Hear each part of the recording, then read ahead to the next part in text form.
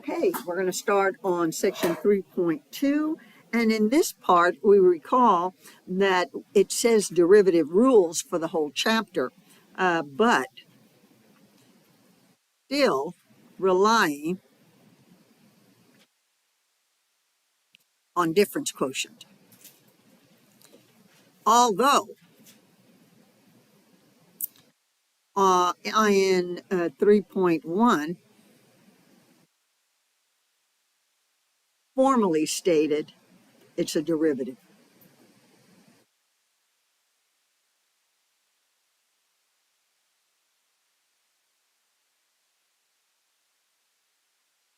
And we're going to be looking at that again, the association of our function as a derivative. Now we're going to do the quick and dirties right after this section. So this is going to be in final. Last time you'll see this, and thank goodness for that. And the derivative means that we can find a speed, slope, and all of those instantaneous rate of change at a point. All those three conditions go under the category of derivative.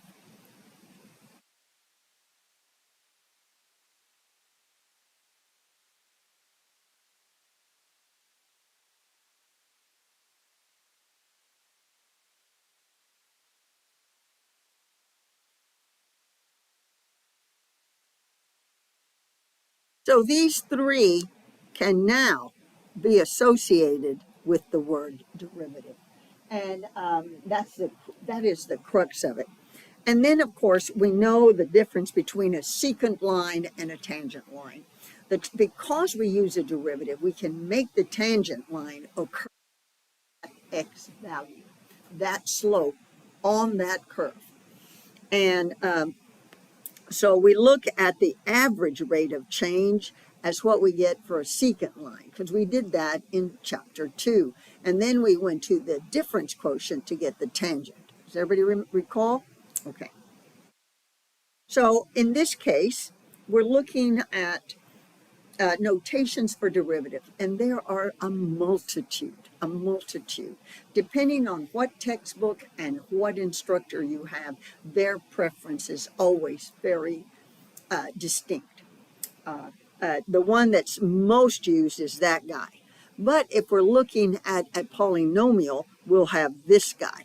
If we're looking at something moving or something complex, where we're talking about L'Hopital's rule and that type of thing, you might see this one, dy dx. I like that one myself. I like it on all of it. The d dx of the function is also really nice. And in our rules, we use the d dx of some constant is always 0. This introduces what happens to this. Is everybody comfortable with that? Okay, so I use the first one, the third one, and this one, cap d f of x. And that you won't see till Calc 2. Okay, everybody comfortable with that? Okay. This is our first rule, and we need to make note of this. This is the one we'll always use, and this one is very critical in recognizing. It says the derivative of 1 over x is negative 1 over x squared, where x cannot equal 0. So it doesn't matter what numeric value comes. So if I had 5 over x, I know I can say 5 times 1 over x. And therefore, this guy right here is that negative 1 over x squared, and I have a multiple of 5. So I'd have a negative 5 over that x squared. Does everybody see that? But what is happening is also a chain rule. That's another story at the moment. So this is a given. And this one is a very powerful tool to do quick and dirties on something without having to do the difference quotient on a rational function. Is everybody comfortable with that? So this one is good. This is the one in question. This guy right here, it's hard to use because we have the d, in my opinion, hard to explain everything that happens. This guy. All right? It says it is not negative. It is 1 over twice itself. Well, the difference quotient would prove that. And that's why I'm saying I'm going to do the difference quotient, because what they do is give us that, the square root with a multiplier. And it doesn't say multiplier, does it? So we'll talk about how we can perceive it, but it ends up going in the numerator because it's the chain rule. Okay? And that makes it a little bit yuckies. In my book, a little more tricky. All right, is everybody comfortable with that? But I put it in there in case you brilliant guys can find the rhythm and match of it. But I'll get sloppy and I'll forget to put the number where it's supposed to be. I promise. I'm real good at that. All right, so I'm going to use the difference quotient on that one. Okay, are we game? Okay. We want to use the definition here to calculate the derivative of the function and then find the values of the derivative as specified. This follows no common reference other than the difference quotient. Sorry. Because we haven't gotten to 3.3. So in this case, if we want the derivative, we're using the formula. So I'm saying 3 minus x plus h squared minus 3 minus x squared all over h. But what this one does is give us a direct slope or direct instantaneous rate of change or speed. Okay, because we know it's a limit, and I forgot to put the limit. Darn it. I'm going to put it on this one. Sorry about that.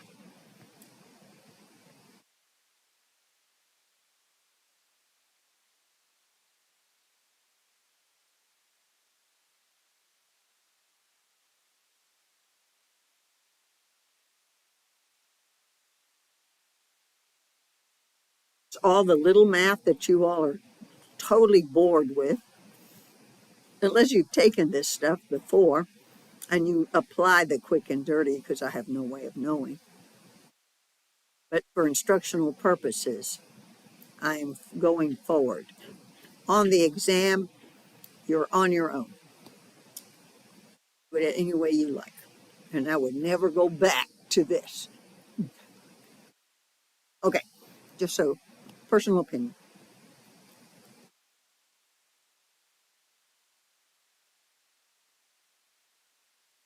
So now I'm going to factor out an h.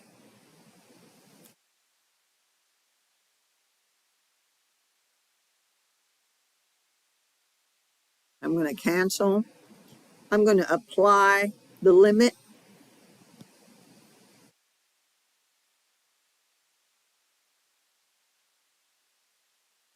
So what it says is any slope that, or any value of x we apply to this function will give us the slope of any point on that function. Does everybody understand that? So that was part one. Now we're going to do f prime. Okay, I'm going to write it. F prime of x is negative 2x. If I did the math right, and I'm going to do f prime 5. That would make it a positive 10. Does everybody agree? F prime of 0 is 0. That means the parabola is on the bottom. We've reached the vertex. Okay, f prime of 1. Everybody comfortable with that? Questions?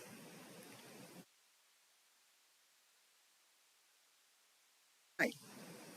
Now, this is where we have it.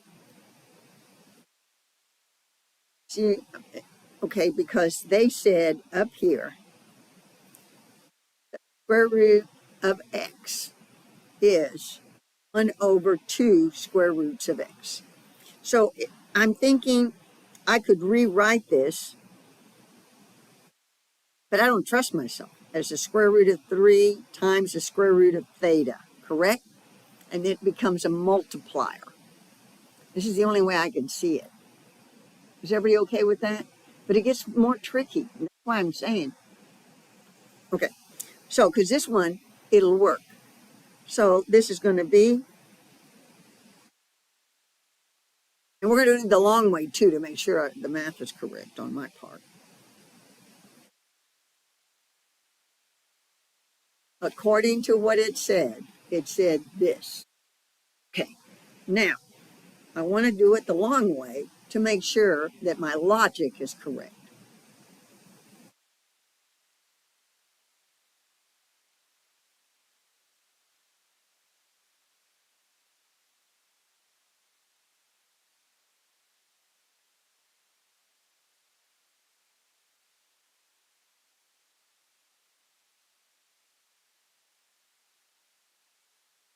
Oh, sorry.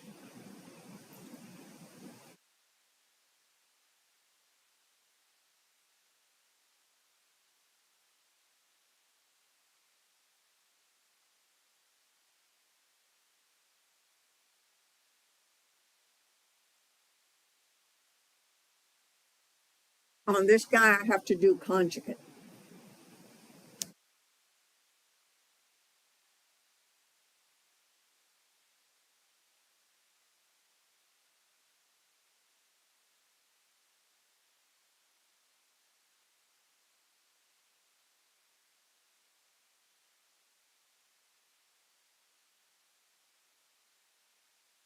Okay, so we're good so far?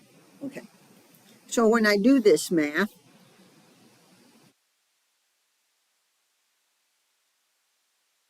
a P,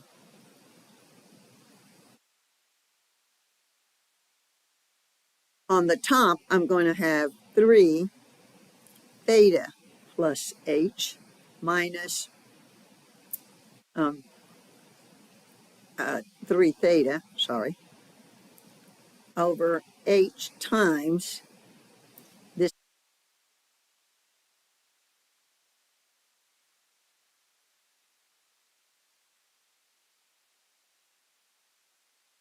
All right.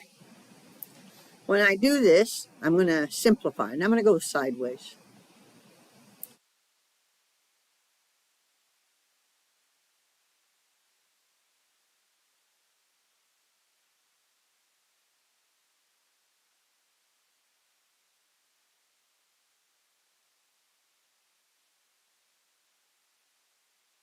I'm going to get the 2, 3 thetas, though. And see, I made a bobo. I didn't leave the 3 with it. See, I never knew. According to that, it only says the x, right? I'll find out. We're going to find out. Oh, no. That's why I said I'm going to probably go the long way, and I know I won't make a mistake for you. Just do it with in the future, I'll approach it with the derivative rules. So that leaves me a 3h over h times that garbage. I left off the 3. I can tell right now. And I wasn't sure how that would work. It just says x, and I separated it. But then it would be a multiplier. Yeah. See, just telling you. Okay. So this gives me,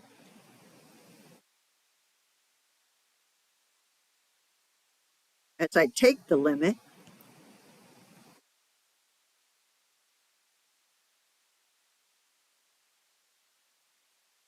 I'm going to have a 3 on the top, and then on the bottom, I'm square roots of 3 theta. So I made that bobo right there. It's a 3 on top, not the square root. Hey, now I see it. I didn't know. See, because that's a chain rule, because you have to take the derivative of the 3 times theta, which is 3. Chain rule says, okay, I have a half. It's a negative half. And then you put whatever on the inside, which was 3. Okay, good. Now we got it. I don't know if I can continue, but I may just resort to the difference quotient. I'm sorry.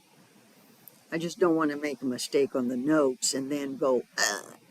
Okay, so now we want p prime of 1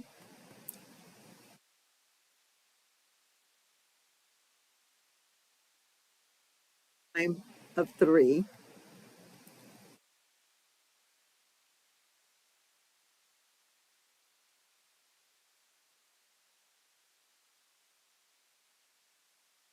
to half, right? Because this is 3, 6.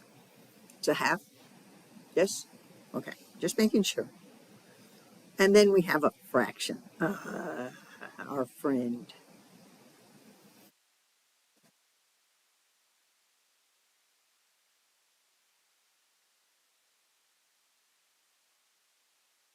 And I think we can rationalize this guy, um, make it work.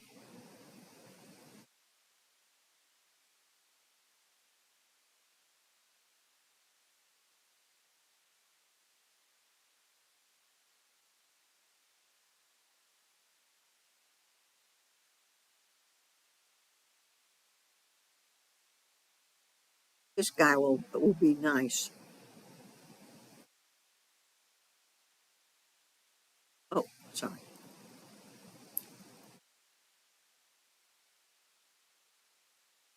No, it didn't do very much.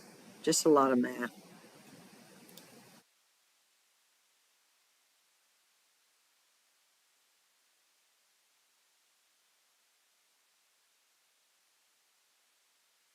No, I didn't do nothing. This is good enough. Need more math. All right. Now, here we have one also that we know what this is, but we can't separate. So in this case, it would be the quotient rule, which I'm going to get to directly. And because we have derivative of the numerator as well, there's all these t's.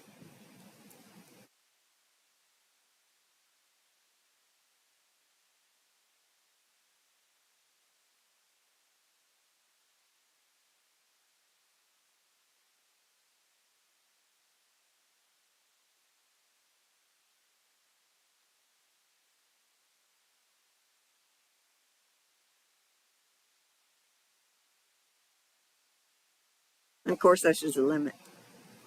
Okay. In this case, we're talking about multiplying by the LCM, which is disgusting. Which is why they want us to use the quick and dirty, but I can't. I just can't. LCM is going to be 5t plus h plus 8 times 5t plus 8. A lot of math.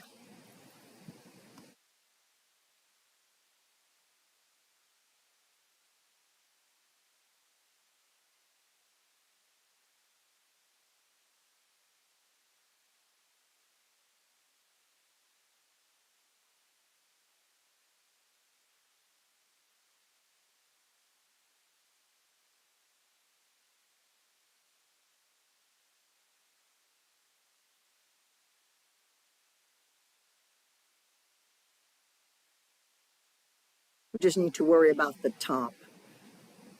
So the ugly side is gone, but I have 5t plus 8 times t plus c. I don't like t because I think it's a plus. 5, 5t plus 8. I'll separate it. All right, so I'm going to do FOIL.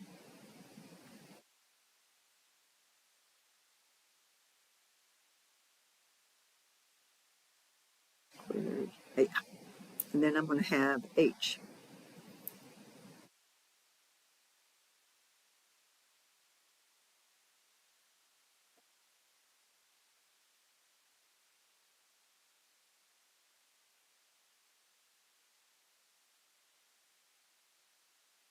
And on the t, I have that mess over there. So this is that where I cross out this guy and it's this times that.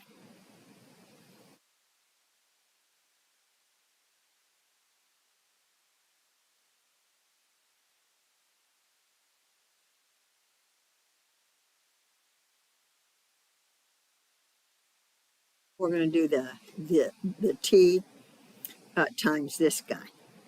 So I'm going to distribute that 5.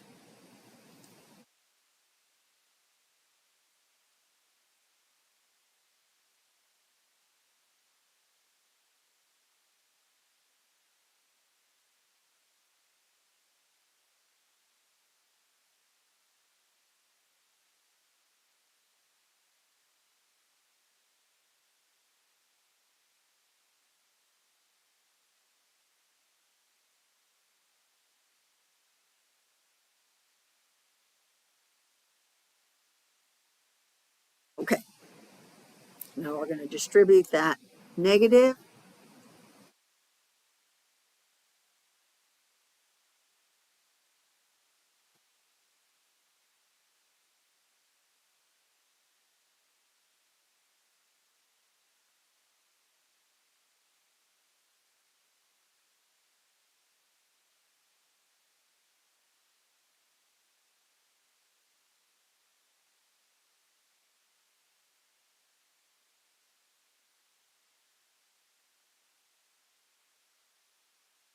Right, let's see what we've got.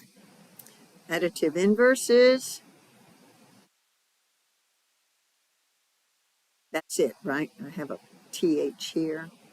Oh, those are gone. Well, that's interesting too. So I have an 8H. Did you ever get that?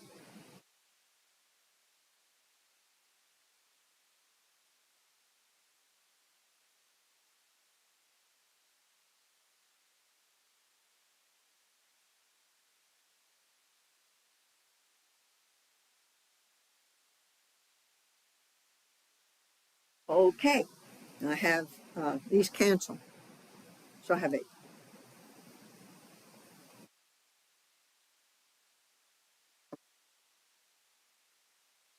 This one here is an indicated derivative. In this guy here, we have the square root of 4x to the third.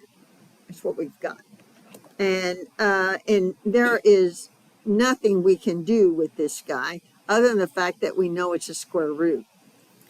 So we're going to do the limit.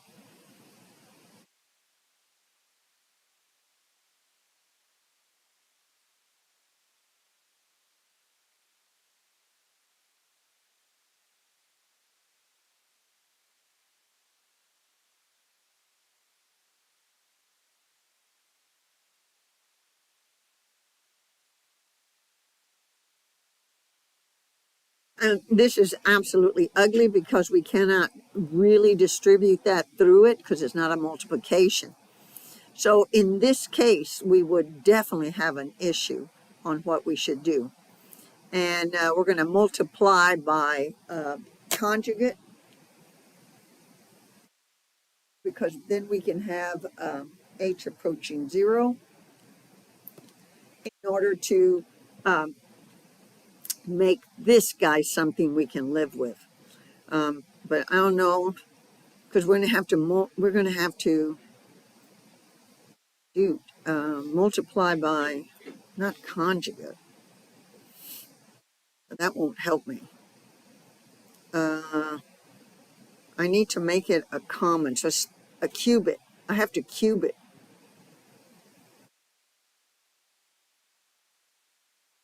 Nah, we got to use that thing.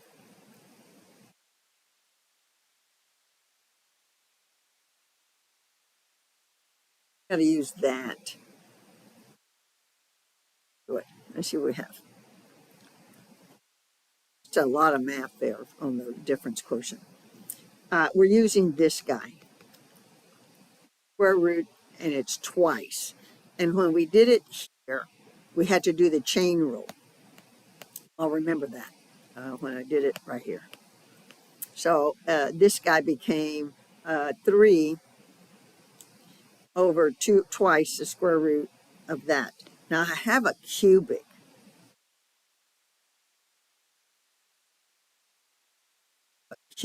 and the other part is this guy that have a cubic. It's not in the denominator.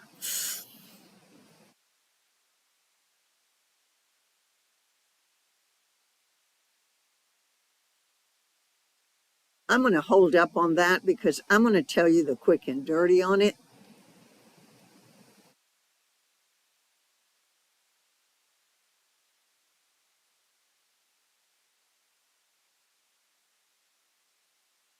I'm going to do it in this next section.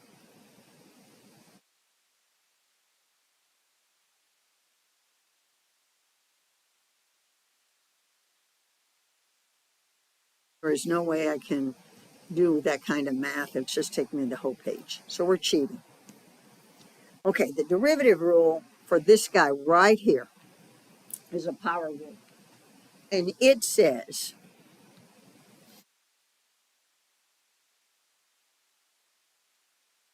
is nx to the n minus 1. It is you variable by the degree and then take 1 away. That's what we're doing. Is everybody comfortable with that? All right. Because this is too ugly.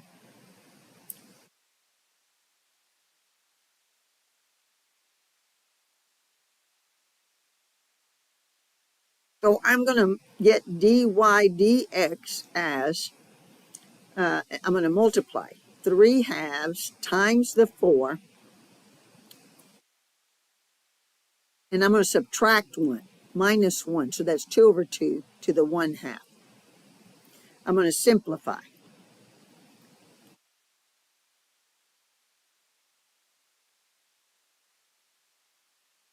So what I had was x to the 3 halves minus 1.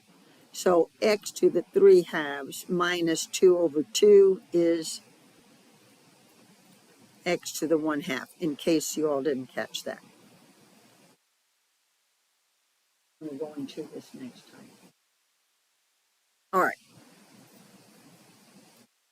And this one's going to be a negative. And we want this as theta equals 2, some kind of radius. All right. So in this case, we're going to, I'm not going to do this one according to that rule. I'm going to use the quotient rule.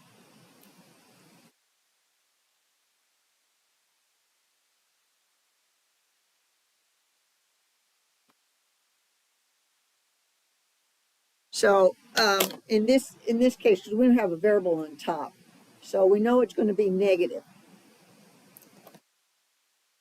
And so it's going to be minus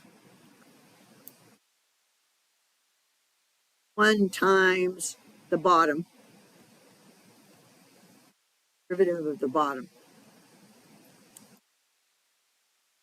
plus the inside, which is negative 1.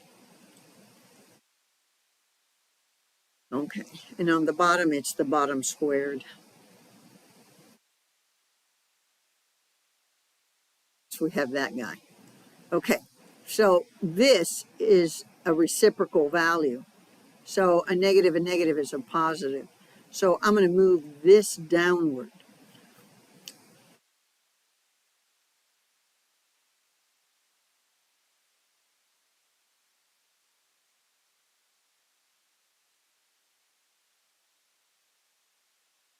So this is going to make it 3 halves.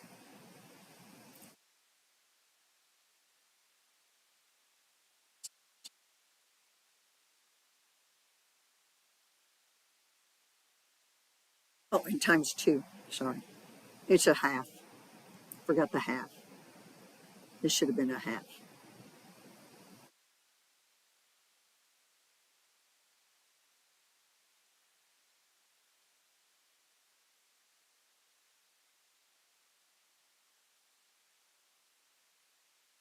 Sorry about that.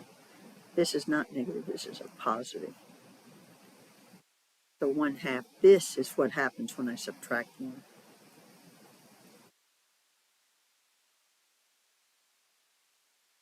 We got that. All right. That sounds good.